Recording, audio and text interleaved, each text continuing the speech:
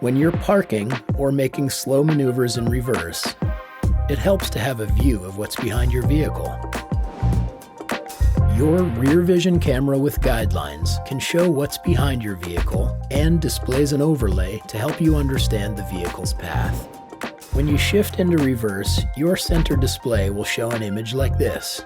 If you see an angled grid or see lines that move as you steer, your vehicle has the rear vision camera with guidelines. After shifting into reverse, and as you move at low speeds in reverse, the center display will show an image of what's behind your car.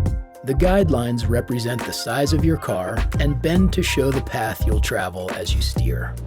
From the same rear vision camera display, you'll see alerts if an object is detected by rear park assist or rear cross traffic alert if equipped.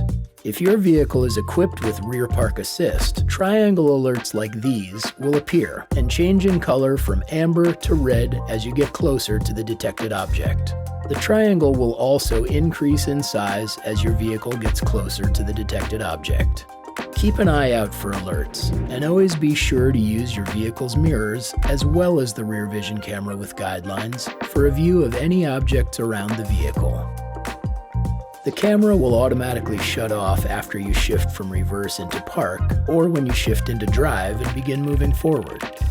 Your rear vision camera is located at the rear of your vehicle, usually above the license plate or near the top of the rear window.